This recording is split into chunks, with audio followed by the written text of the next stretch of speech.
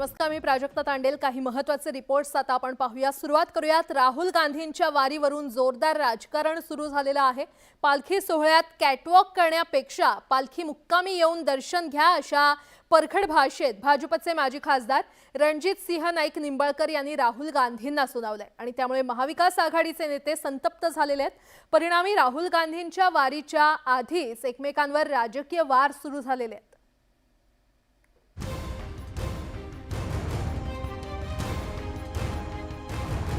राज्यात पुन्हा एकदा राजकीय घमासान सुरू झालाय. राहुल गांधी 14 तारखेला वारीत सहभागी होणार आहेत. विधानसभा निवडणूक 3 महिन्यांवर आलेली असतानाच वारी करण्याचं टायमिंग राहुल गांधींनी साधलंय. तसं पाहिलं तर गांधी कुटुंबातील कोणतीही व्यक्ती याआधी वारीत सहभागी झालेली नाही. परिणामी राहुल गांधींच्या राजकीय वारीवरून भाजपचे माजी खासदार रणजित सिंह नाईक निंबाळकर यांनी आक्रमक पवित्रा घेतलाय. राहुल गांधींच्या वारीवर टीका करताना त्यांनी कॅटवॉक असा शब्द वापरून काँग्रेसला घायाळ करण्याची संधी साधून घेतली. राहुल गांधी पालखी सोहळ्यात राजकारण आणत असल्याचा गंभीर आरोप निंबाळकरांनी केला. तर रणजित सिंह नाईक निंबाळकरांना लोकसभा निवडणुकीत पराभूत करणारे खासदार धैर्यशील मोहिते पाटील यांनी निंबाळकरांचा खरपूस समाचार घेतला. राष्ट्रीय पातळीवरील नेता महाराष्ट्राची संस्कृती बघायला येत असेल तर त्याचं स्वागतच केलं पाहिजे असे खडे बोल मोहिते पाटलांनी सुनावले. निंबाळकर अजूनही पराभवाच्या धक्क्यातून सावरलेले नाहीत असा जोरदार टोलाही मोहिते पाटलांनी लगावला. काही लोकांना राजकारणाला कुठला प्लॅटफॉर्म वापरायचा, संतांचा प्लॅटफॉर्म सुद्धा राजकारणाला वापरायचा का, हा सुद्धा या लोकांना काही सुचत नाही. आणि अशा पद्धतीने या पालखी सोहळ्याला कुठं डाग लागू नये. ज्यांना कोणाला दर्शन घ्यायचे आहेत मग ते राहुल गांधी येऊ आणि अन्य शरद पवार येऊ, त्यांनी मुक्कामाच्या ठिकाणी जाऊन पालखी सोहळ्याचं दर्शन घ्यावं. निश्चितपणे त्यांना दर्शन घेण्याचा अधिकार आहे, पण पालखी सोहळ्यामध्ये कॅटवॉक करून त्यांनी वारकऱ्यांचा अपमान करू नये अशी भूमिका या ठिकाणी आम्ही मांडली. बहुतेक त्यांना माहीत नाही राहुल गांधींनी किती मंदिरांना भेटी दिलेल्या आहेत. त्यांनी कधी बघितलेलं नाही. टीव्हीचा त्यांचा कधी संबंध आलेला नाही. फक्त बाईट देण्यापुरतं संबंध आला असावा असं मला वाटतं. त्यांनी थोडा इतिहास तपासून पाहावा.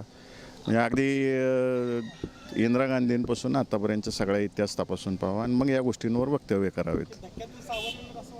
अजून सावरलेले नाही आहेत बहुतेक.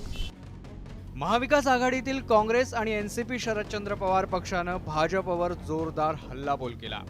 विरोधी पक्षनेते विजय वडेट्टीवारांनी शेलक्या भाषेत भाजपचा समाचार घेतला. तर निवडणुकीत पराभूत झालेल्या नाईक निंबाळकरांच्या मताला किती महत्त्व द्यायचं अशा तिखट शब्दात रोहित पवारांनी डागण्या दिल्या. आता तिथून महाविकास आघाडीचे उमेदवार आदरणीय पवार साहेबांच्या मार्गदर्शनाखाली मोहिते पाटील हे निवडून आलेले आहेत. त्यामुळे लोकातून जी व्यक्ती निवडून आलेली आहे त्यांचं मत काय हे खऱ्या अर्थाने आपण जाणून घेतलं पाहिजे. जे लोकातच टिकले नाहीत अशा व्यक्तीला एखादी कॉमेंट केली असेल तर त्याला किती महत्त्व द्यायचं हे आपण त्या ठिकाणी ठरवलं पाहिजे. त्यांची फाटते. त्या निंबाळकरांना सांगतो मी, तुमची का फाटते? राहुल गांधींचं नाव घेतल्याबरोबर तुमच्या डोक्यातच आस्था आणि प्रेम आहे काय की हे तुमची भाजपा आता 10 वर्ष झाली सत्तेत आली, कुठे होती त्या वारीतनं? काय संबंध होता त्यांचा? तुम्ही मोठ्या नाकाने कांदे सोलताय. हे सगळं जे काही वारीचा मार्ग असेल दिवसेंदिवस प्रशस्त करायचा, वारींना सोयीसुविधा पुरवायचे, कोणी केलं? तुमच्या आजोबांनी केलं काय? हे काँग्रेसनीच केलं. शरद पवारांनी मंगळवारी राहुल गांधींची भेट घेतली. त्या भेटीत पवार आणि महाराष्ट्रातील खासदारांनी राहुल गांधींना वारीत सहभागी होण्याचं निमंत्रण दिलं होतं. ते निमंत्रण स्वीकारून राहुल गांधी 14 तारखेला वारीत सहभागी होणार आहेत. त्यावरून भाजपच्या आध्यात्मिक आघाडीनं आधीच आक्रमक भूमिका घेतली होती. आता भाजपच्या नेत्यांनीही तोफ डागायला सुरुवात केली आहे. एकंदरीतच विधानसभा निवडणुकीच्या तोंडावर राहुल गांधी वारी करत असल्यानं त्यांची वारीची वाट आता राजकीय मार्गाकडे वाटचाल करत असल्याचं स्पष्ट होत आहे. Bureau report, news 18 Lokmat.